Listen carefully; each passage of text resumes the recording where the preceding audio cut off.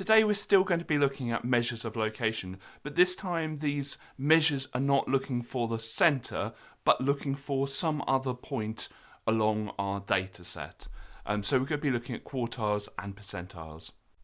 If our data is in order of size, the median will be found in the middle.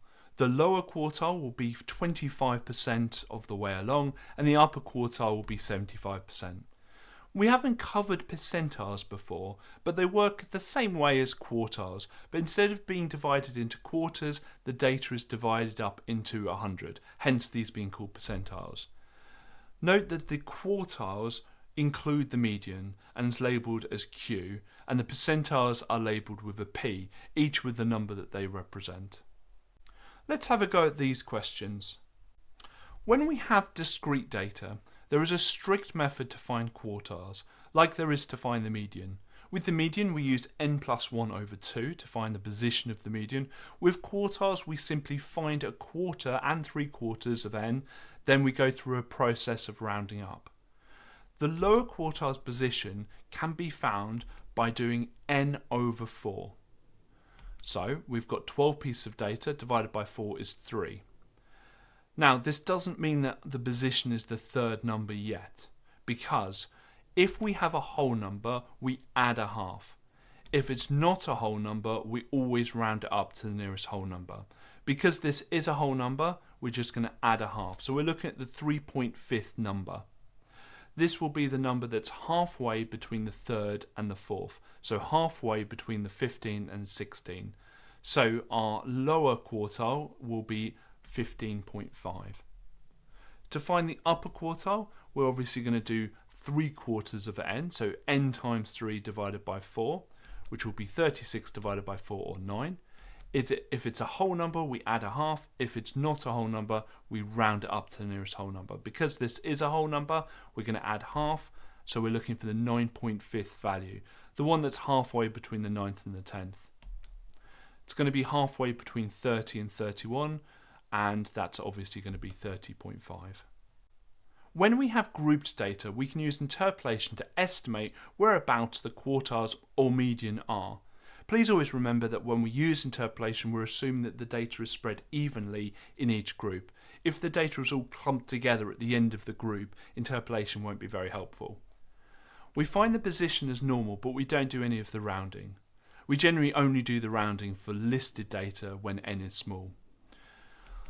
We know that the 33.7th value is in the 20 to 30 group, and we can show this group on a number line.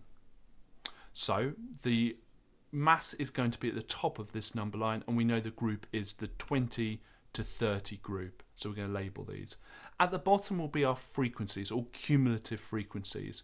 The 20 to 30 group starts off with the 23rd value, and you can get this by adding up the frequencies of the groups before.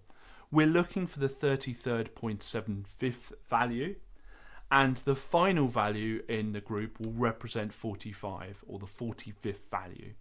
And you can get this by adding up all of the frequencies. Now, we can write a complicated looking equation from all of the data we have in this number line. So let's go through what's happening here. We're comparing the proportions at the top with the proportions at the bottom. This Q3 minus 20 is this distance here, and we're going to put that over the total distance of the line. And on the right hand side, we're looking at the cumulative frequencies. The 33.75 take away 23 is this distance here over the total distance of the line. So the two distances should be in the same proportion, and that's what we're using with this. We're going to just work out what the subtractions first, and then we're going to times both sides by 10, and then add 20 to both sides. And then we can work this out as 24.9 kilograms to 3 significant figures will be our upper quartile.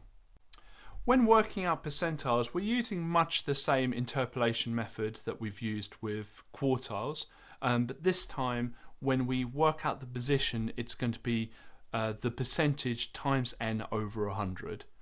And so it's going to be 5 times n, which will be 225, over 100 or 2.25 value. I'm going to draw the same number line, and we are looking at the first group because if you look, the first 5 numbers are in that first group, so it's going to be 0 to 10. And the bottom will be our frequencies. Now, we haven't had any frequencies so far when we get to this group, so the first one's going to be 0, and the top one is going to be the 5 that we have in the group. We're going to compare the proportions to the top to the proportions at the bottom. And remember, this is this distance, this is this distance, this is this distance, and this is this distance. And we're going to do the subtractions, times both sides by 10, and then add the 0 to both sides, which really doesn't do much. And we get our answer of 4.5 kilograms in the 5th percentile. Let's finish with this. Jenny finds quartiles from grouped data for the ages of school children. One of the groups is 15 to 25. Comment on why she should not use interpolation. If you think you know, I would love to hear from you in the comments below. And you can come to onmaths.com or click the link in the description to access all of our free A-level papers and predictions, and you can even save your scores with a free account.